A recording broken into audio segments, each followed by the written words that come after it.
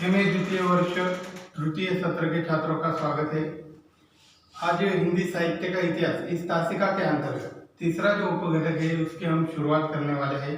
जिस घटक के अंतर्गत भक्ति काल क्या है, भक्ति काल का उदय कैसे हुआ, उसका अखिल भारतीय स्वरूप तथा भक्ति काल में प्रवाहित निर्गुण तथा सगुण जो भक्ति धाराएं हैं उनका परिचय हम प्राप्त करेंगे। सबसे प्रथम भक्ति जो है वह द्रविड़ प्रांत अर्थात दक्षिण प्रांत से इसका उद्गम माना जाता है। जो दक्षिण प्रांत से होते हुए धीरे धीरे उत्तर भारत और पूरा समूचे भारत में यह फैल गई।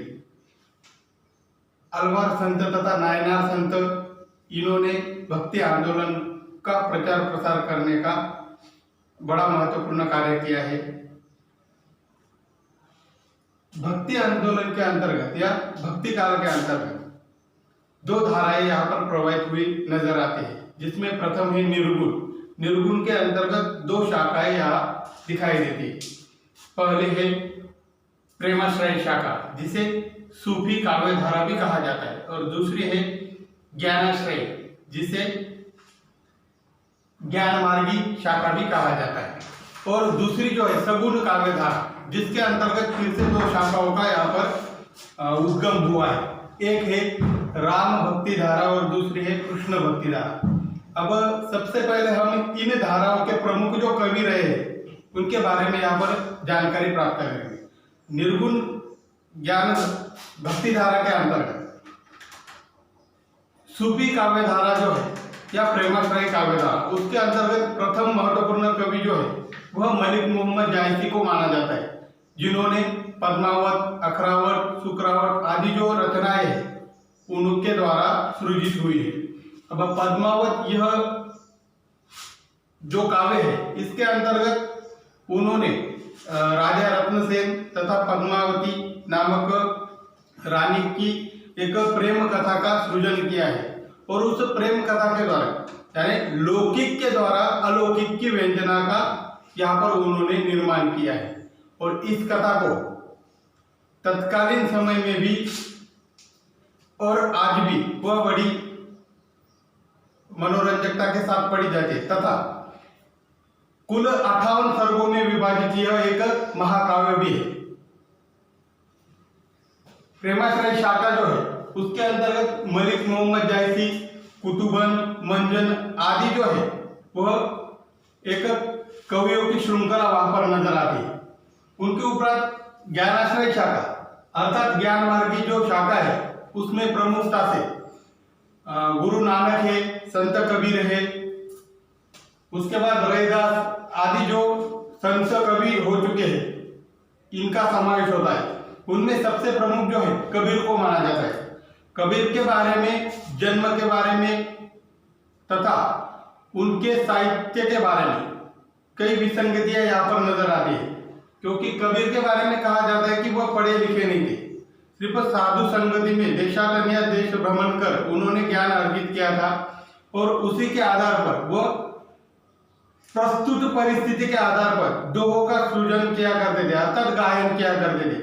और इन्हीं दोहों का संकलन उनके एक शिष्य जो है धर्मदास नाम उन्होंने संकलित किया और उसे कबीर बीजक नामक एक ग्रंथ के रूप में वहां पर प्रस्तुत किया है।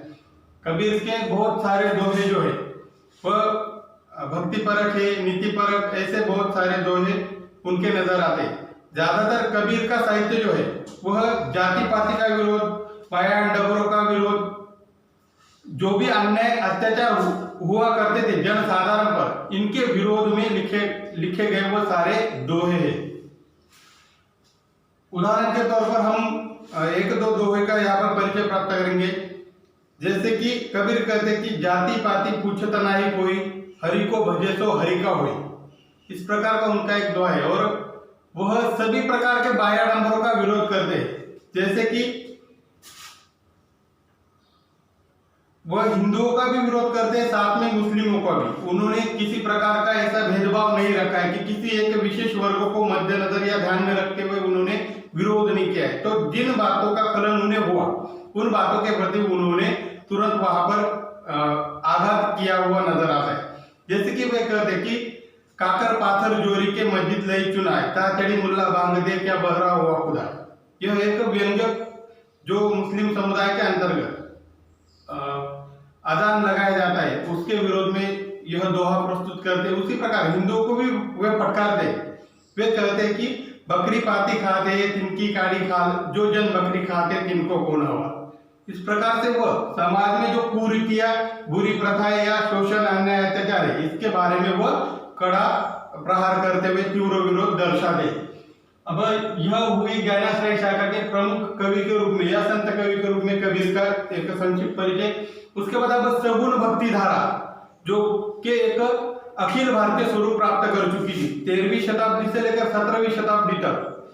यह भक्ति धारा का जो एक प्रवाह है वह हमें नजर आता है, जिस कारण दूसरा जो काल विभाजन हुआ है उसे भक्ति काल अर्थात मध्य काल जो है नाम दिया गया है। इसके अंतर्गत अब दो शाखाएं प्रभावित हुई। प्रथम है राम भक्ति धारा, दूसरी जो है कृष्ण भक्ति धारा। अब इनके अंतर्गत भी राम भक्ति धारा वाले कवियों की भी एक बड़ी परंपरा या श्रृंखला नजर आती है।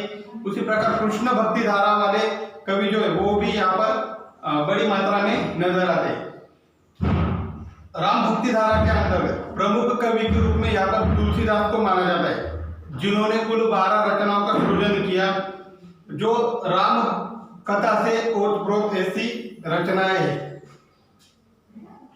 तुलसीदास द्वारा लिखित प्रमुख रचना के रूप में रामचरितमानस इस काव्य ग्रंथ को माना जाता है, जो कि 7 कांडों में विभाजित है या सर्ग जिसे कहते हैं। प्रथम सर्ग बालकांड, दूसरा जो है अयोध्या, किष्किंधा, उसी प्रकार अरण्य, सुंदरकांड, लंका कांड और उत्तरकांड। यह 7 कांड जो है इस रामचरितमानस के अंतर्गत आए हुए हैं।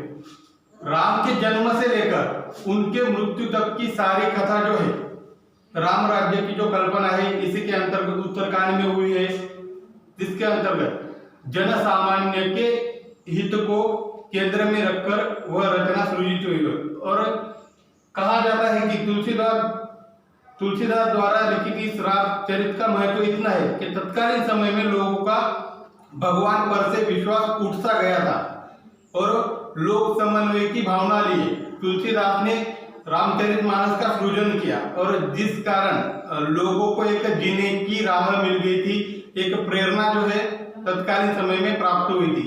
और इसके पीछे की वजह भी यही थी कि आए दिन बाहरी पर प्रांतीय आक्रमणकारियों का आक्रमण, जिससे जनता त्रस्त हुई थी।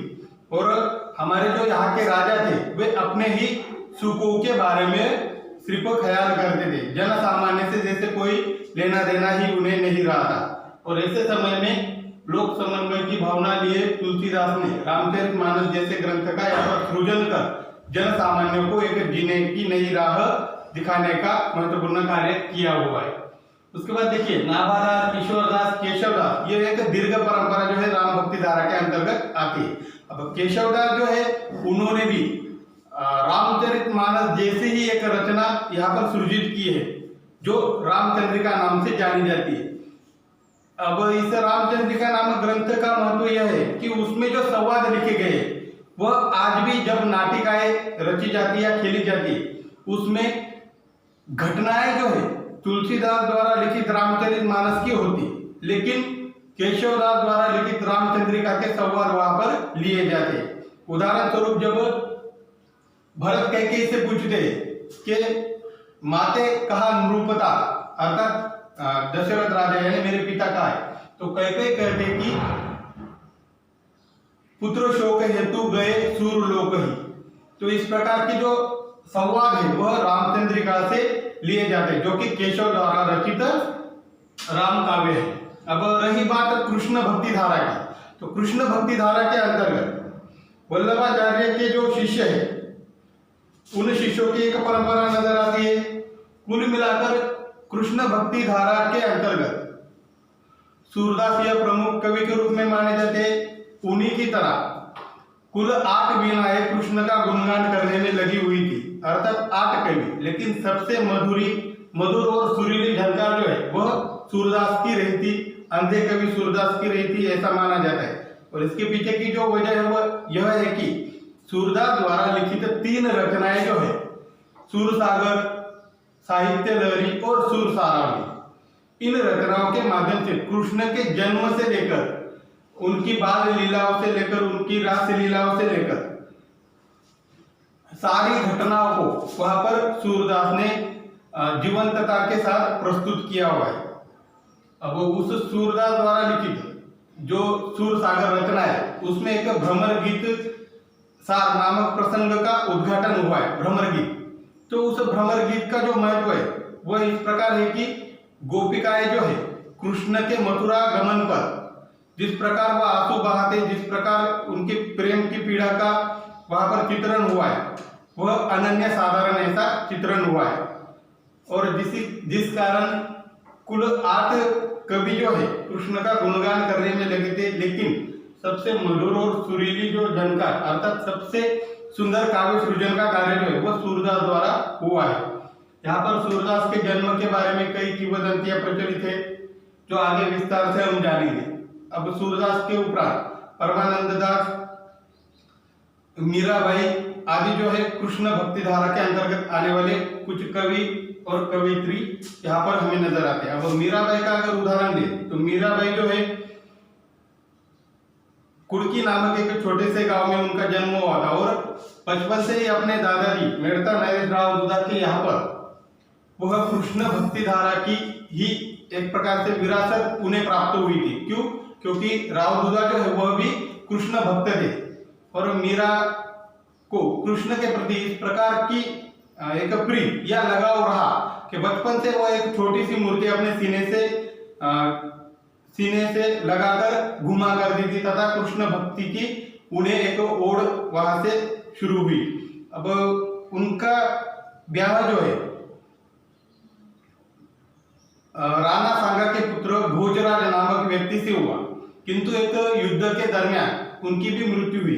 कहा जाता है कि मीराबाई को बड़ी वेदनाएं सहनी पड़ी थी यहाँ पर कृष्ण भक्ति करने के कारण, क्योंकि ब्याह होने के बाद उनके पति की यह इच्छा थी कि अब वो कृष्ण भक्ति त्याग कर अपने पति का ही वह कहना माने, लेकिन मीराबाई जो है वह एक निष्ठा से ही कृष्ण भक्ति किए जा रहे थे। तो कहा जाता है कि एक बार विष का प्याला उन्हें दिया गया था, लेकिन कृष्ण कृपा के कारण उन्हें उनका किसी प्रकार का कुछ अहित न वहां पर हो पाया। तो कुल मिलाकर हम कह सकते कि भक्ति धारा के अंतर्गत सगुण तथा निर्गुण और इन शाखाओं के अंतर्गत प्रेमाश्रय तथा ज्ञानाश्रय, राम भक्ति तथा कृष्ण भक्ति धारा जो है इन काव्य धाराओं का सृजन यहाँ पर हुआ है। और इसके अंतर्गत कई कवियों की परंपरा, दीर्घ परंपरा नजर आती है और उनके द्वारा कई श्रेष्ठ ऐसी कृतियां लिखी गई है, जिस कारण साहित्य के दृष्टिकोण से अगर कहा जाए तो भक्ति काल यह साहित्य के दृष्टिकोण से एक स्वर्ण युग के रूप में माना जाता है। आज की तासिका में इतना ही। धन्यवाद।